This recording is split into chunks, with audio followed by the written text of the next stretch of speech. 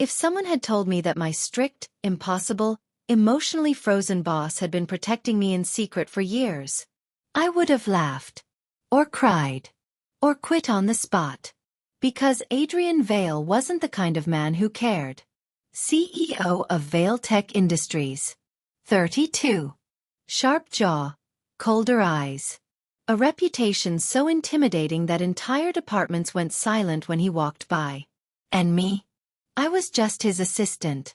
The invisible girl who scheduled his meetings, screened his calls, made his coffee too weak or too strong, depending on his mood, and tried not to crumble under the weight of his expectations. He never smiled. He never thanked me. He never praised me. But he noticed everything.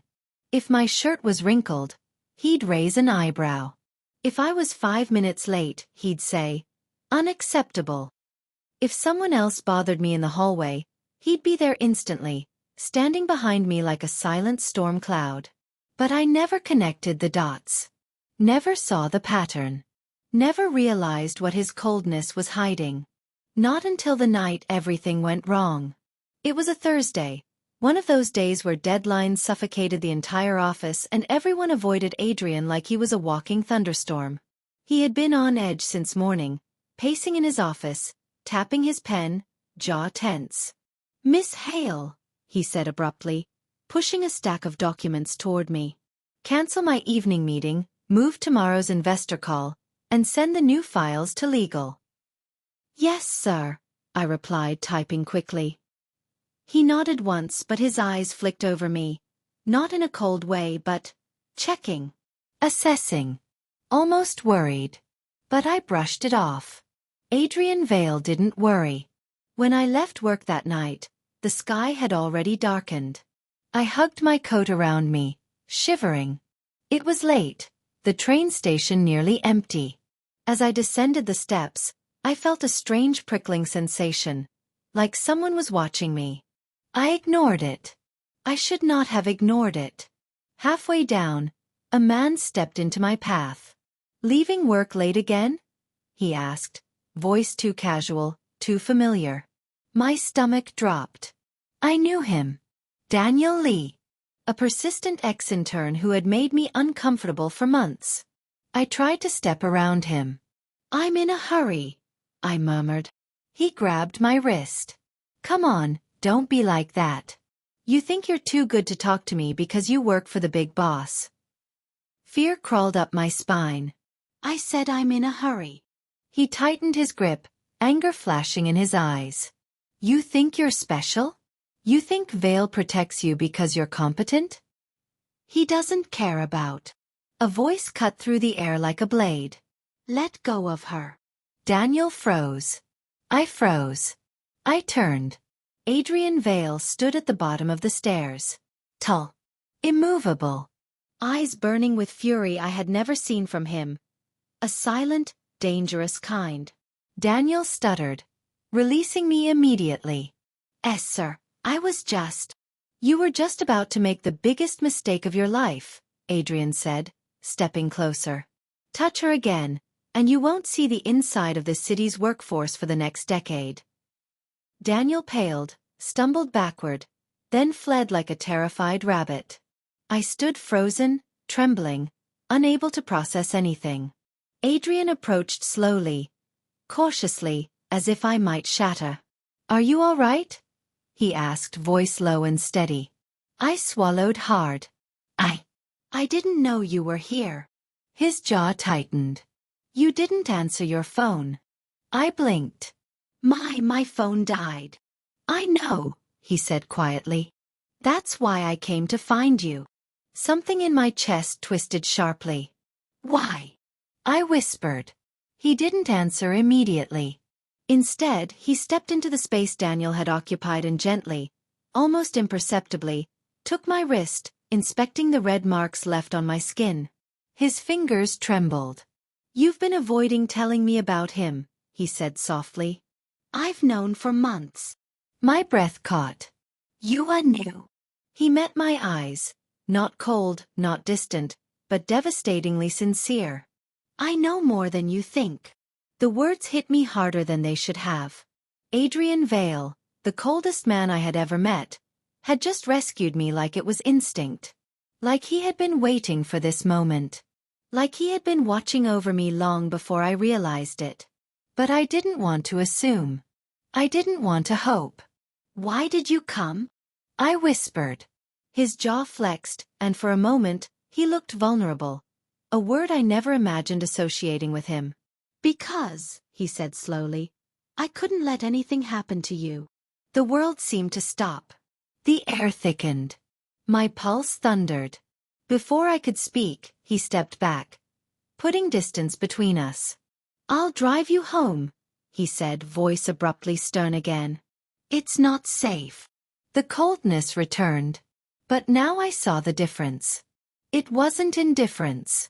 It was fear. Fear of showing too much. Fear of revealing what he'd been hiding all along. "And Miss Hale," he added quietly, his back to me, "next time someone bothers you, tell me." "Why?" I asked softly. He stiffened. "Because your safety is my responsibility." But the way his voice broke at the end. It wasn't responsibility. It wasn't duty. It wasn't professionalism. It was something deeper. Something he'd buried so well I never noticed. But now that I'd seen the cracks, I couldn't unsee them. My strict boss wasn't cold at all. He had been protecting me in secret. And I had no idea what that truly meant. Not yet. But I was about to find out. The next morning, walking into Vale Tech felt different. People glanced at me more than usual. Whispered. Watched. Not with judgment, with curiosity. As if they somehow sensed something had shifted. And in a way something had. Because when I stepped into Adrian's office to deliver his morning brief, he paused mid-typing and lifted his gaze slowly, eyes scanning me for any sign of distress. Not my outfit. Not my posture. Me. "You slept?" he asked quietly. The question was so unexpected that I froze in the doorway. Yes." A faint exhale escaped him. Relief. Real relief. Then, as if remembering who he was supposed to be, his expression iced over again. "Good," he said. "You have a full schedule today." But the facade was thinner now. Behind his stern voice, I heard a tremor, worry, tension, something unspoken. He wasn't being strict. He was being careful. Protective. I delivered his reports, then turned to leave, but he spoke again. "And Miss Hale." I faced him. "If anything unusual happens today, you tell me immediately." I swallowed. Of course. But as I stepped out, my heart hammered. Because now I saw every detail I used to ignore. The way his eyes followed me until the door closed. The way he tightened his jaw when anyone approached my desk. The way he always stood between me and strangers during meetings. The way he positioned himself so he blocked me from view. He'd been doing this for months. Maybe longer. And I had never noticed. At lunchtime, I went to the break room, hoping a sandwich would calm the fluttering in my chest. That was when I overheard two employees whispering near the coffee machine. "Did you see the CEO yesterday?" He practically ran downstairs. "Right? And Miss Hale was with him. Do you think?" "No way. He doesn't look at anyone like that." Actually, the way he looked at her, my heart jumped into my throat. No, this couldn't be happening. I grabbed my sandwich and rushed out, but I bumped into someone in the hallway. "Oh, sorry, Lily." "Oh, it's you, Daniel." He smirked, eyes trailing over me in a way that made my skin crawl. "You got the boss to show up last night? Impressive. Didn't know you were special." Before I could respond, a shadow loomed behind me. "What did you just say?" "Adrian." His voice wasn't loud. It didn't need to be. Every syllable was coated in ice cold enough to freeze the hallway. Daniel paled instantly. I was just joking, sir." Adrian stepped forward. Not a big step. Just enough. Enough for Daniel to shrink back. Leave, Adrian said. And do not speak to her again. Daniel scrambled away. I stood in place, stunned. Sir, I whispered. You didn't have to. Yes, I did, he said sharply. He raked a hand through his hair, something I'd never seen him do in the office. His voice was low, stripped of his usual control. I can't have you near him. The possessiveness in his tone sent warmth down my spine in a way it shouldn't have. But before I could react, he took a breath, recomposed himself, and spoke more calmly. Come with me. I followed him to his private office, the one only executives were allowed inside. My nerves buzzed as he closed the door behind us. He stood with his back to me, breathing slowly, as if fighting himself. Finally he spoke. You're not safe. I swallowed. Because of Daniel? No. He turned, eyes burning with something deeper. Because of everything else. What do you mean? He motioned for me to sit. I didn't. Neither did he. We faced each other like two people standing at the edge of an unknown cliff. I didn't tell you this last night, he said quietly, because you were shaken. But the incident on the stairs wasn't the first time. My blood ran cold. The first time what? He took a step closer, just one, but it felt like he had crossed a line he'd kept intact for years. Someone has been monitoring you. Following you. Watching your routines. My head spun. How do you know? His jaw tightened. Because I saw it. I stared. You were watching me? His expression twisted. Guilt, worry, something heartbreakingly raw. Not at first, he said. Not intentionally. But the more I noticed things, the more I realized someone else had their eyes on you. I sank into the chair, shaken. For how long? I whispered. Months. Months. He had been protecting me long before last night. He had been watching without being seen. Standing behind me without me knowing. Not because he wanted control, but because he was terrified. I looked up at him. You should have told me. He shook his head slowly. If I told you, you'd panic. You'd push me away. You always push me away when you feel pressured. He hesitated. And I couldn't risk losing your trust. My breath hitched. My trust. I repeated. He exhaled, shoulders softening. You're my assistant. You're the one person I depend on the most. I couldn't scare you off. There was so much unsaid behind his words. So much emotion he refused to release. But last night changed everything, he said, stepping even closer. I can't be subtle anymore. His voice dropped, warm and protective. You need to understand something, Miss Hale. My heart pounded. He never used that tone. Not with me. You're not just an employee to me. My breath caught. You're not. Silence filled the room. Heavy, electric, shivering at the edges. Before I could ask what he meant, his phone buzzed. He glanced at the screen and his expression darkened. We need to go, he said. Now. Go where? Somewhere safe. I stood, frightened and confused. Adrian, what is going on? He hesitated, the truth battling in his eyes. Finally, he whispered. You've been in danger for a long time. And I've been the only one standing between you and whoever is behind this. He stepped closer, so close I could feel the warmth of him. But I'm done protecting you in secret. From now on, you'll stay where I can see you. My breath trembled. Why? I whispered. His eyes softened, devastatingly gentle beneath the cold exterior. Because I can't lose you, he said quietly. Not you. Something inside me shattered, softly, painfully, at the confession hidden behind those words. My strict boss, the man I thought didn't care, had been protecting me in secret. And I had no idea how deep that truth really went. Not yet. But I was about to find out.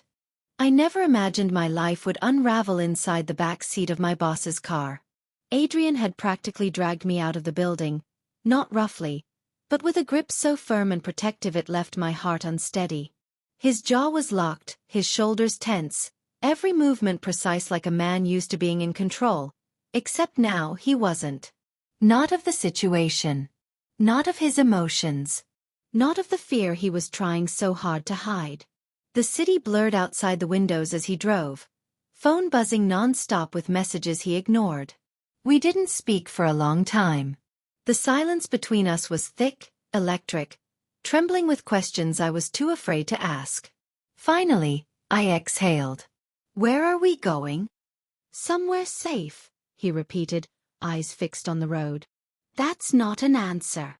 He hesitated, then glanced at me through the rearview mirror. His voice was low, controlled. Too controlled. "My penthouse."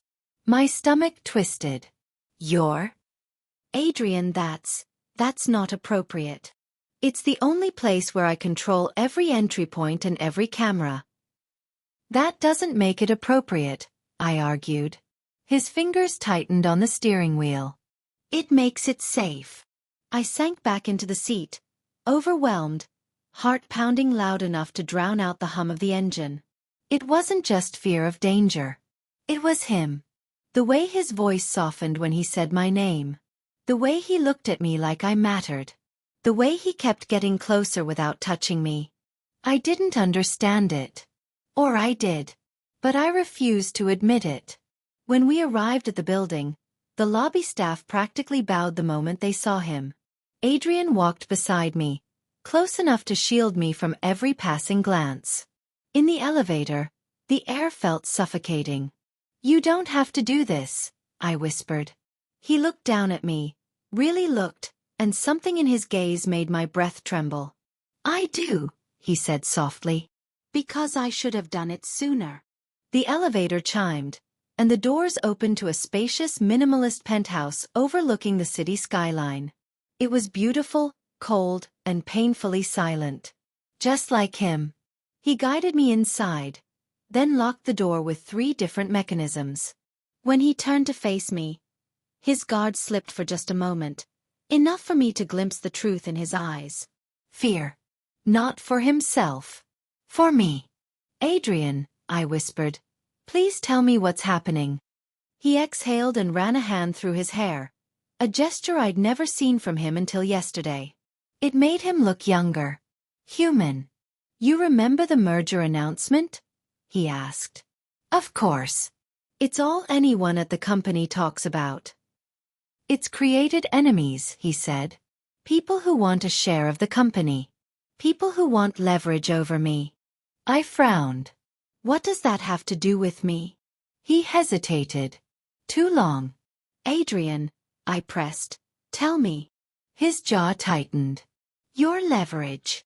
My breath caught. "What? How?" He looked away, his voice low.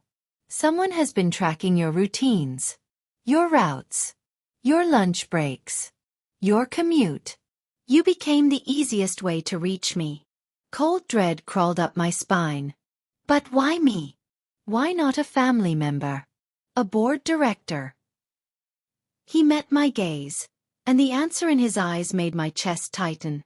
"Because they know I care about you." The words pierced through me. "You don't," I whispered automatically. I had to believe that. I needed to. Adrian stepped closer, just enough for his voice to drop into something softer, deeper. "You think I would risk everything for someone I don't care about?" I swallowed hard. "You're my boss." "Of course you." "I'm not talking about professionalism," he said, voice trembling at the edge. "I'm talking about you." My heart pounded. "Adrian." He cut me off gently. "You're the only person I worry about." My breath caught. "The only person I watch when you're tired.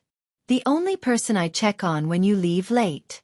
The only person whose absence actually terrifies me." My lips parted, but no sound came out.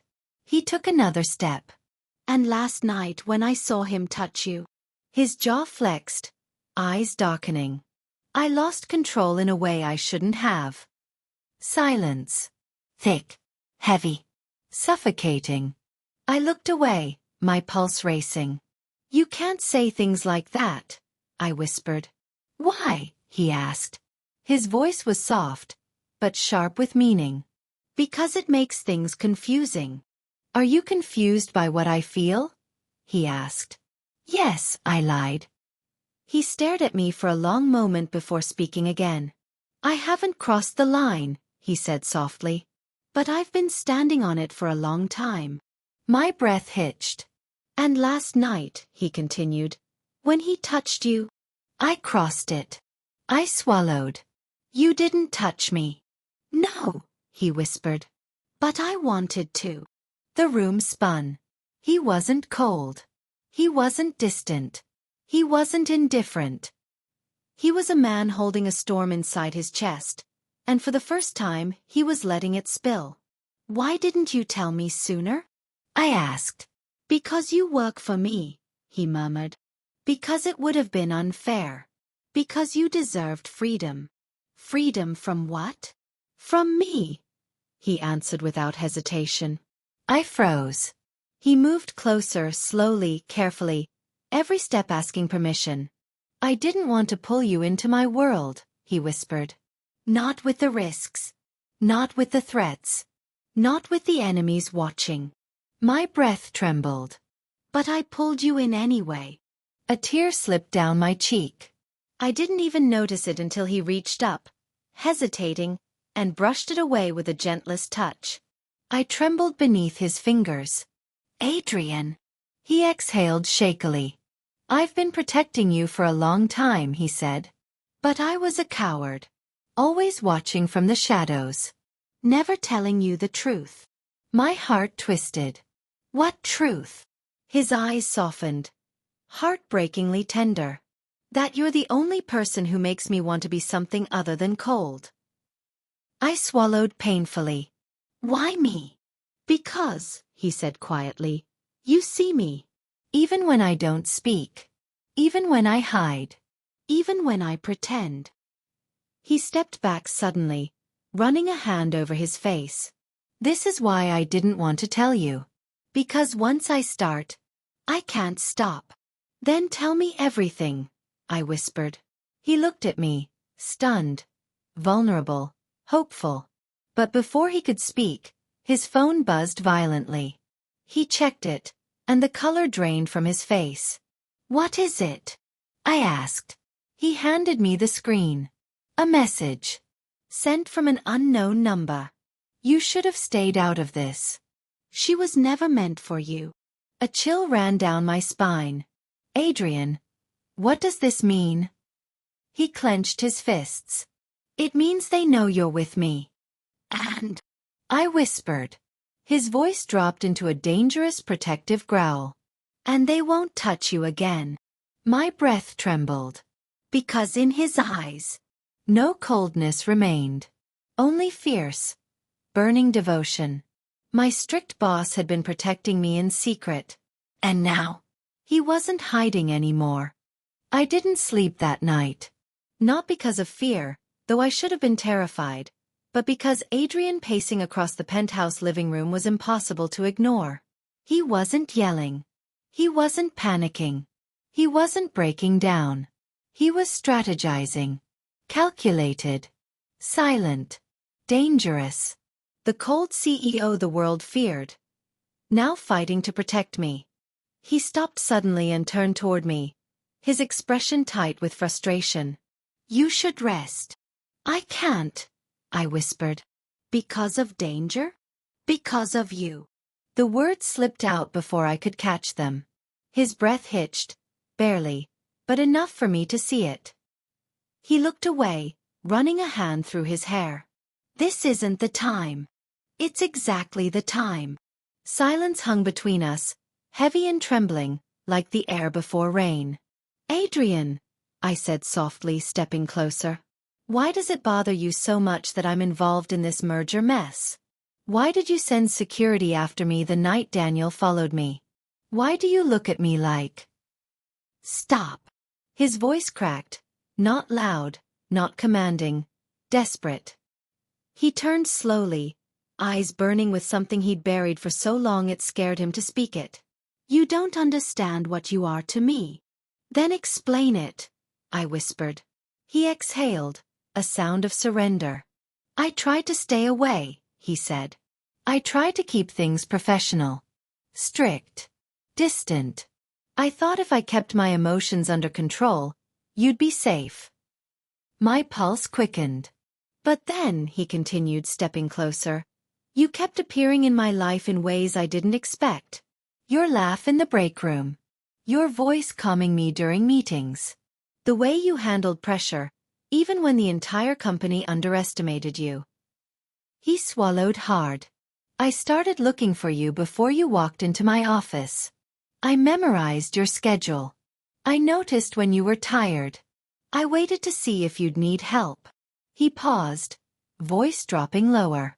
You became someone I couldn't ignore. My breath hitched. And when the threat started, he continued, the first person they targeted wasn't me. It was you. I stared at him, overwhelmed.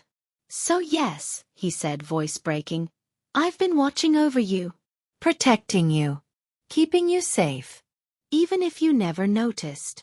My chest tightened. Why didn't you tell me? I whispered. His jaw flexed. Because if I said anything, I would have crossed a line between us long before now. He took one step closer. Then another.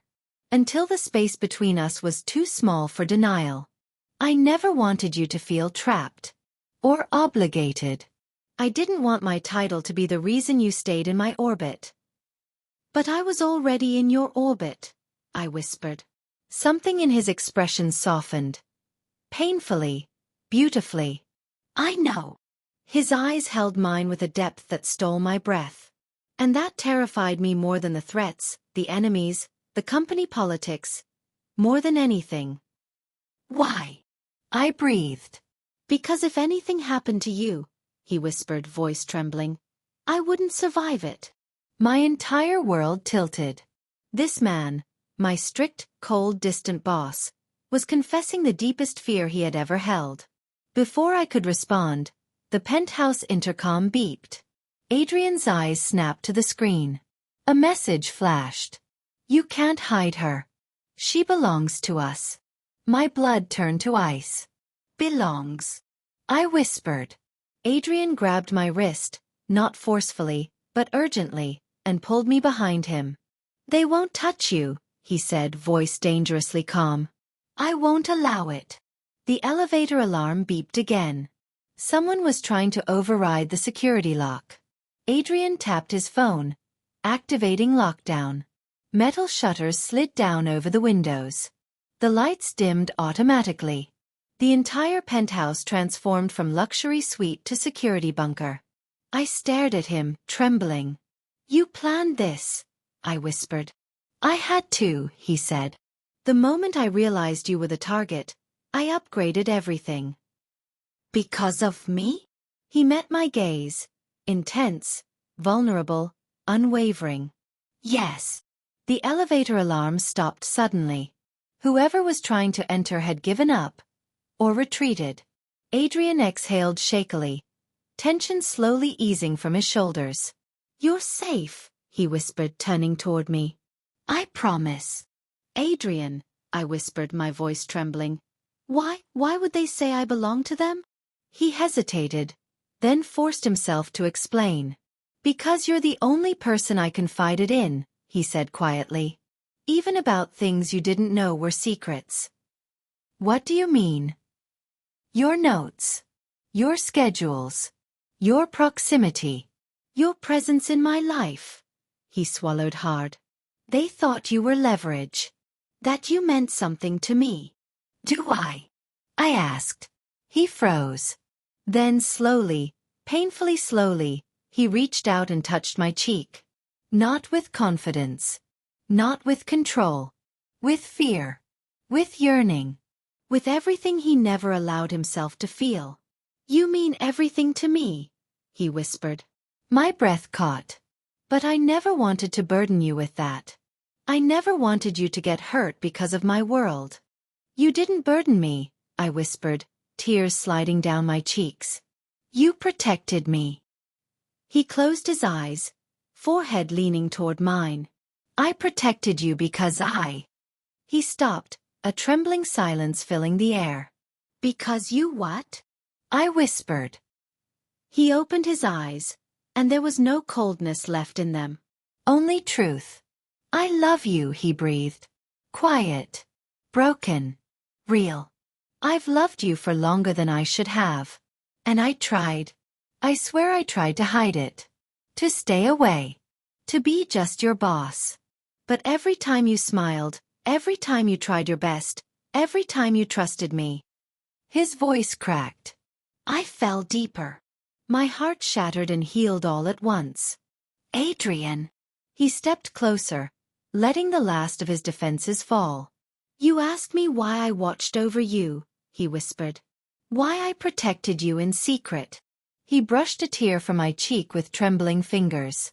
It was never about the threats. Or the company. Or leverage. It was about you. His forehead met mine, breath warm against my lips. I don't want to hide anymore. Neither did I. I leaned into him, not because he was dangerous, or powerful, or strict, but because he had been loving me quietly for so long. And I finally saw it. He pulled me into his arms, holding me as if he'd been waiting years to do so. His embrace wasn't cold or tight or possessive. It was gentle, warm, devoted. And in that moment, I knew the truth I'd been blind to. My strict boss. The man everyone feared. The man I thought didn't care. Had been protecting me in secret. Not because he had to, but because he loved me. And now that his heart was visible, openly, honestly, I found myself falling into it. Not by accident. Not by force. But because I wanted to. Because in his silence, he had loved me louder than anyone ever had.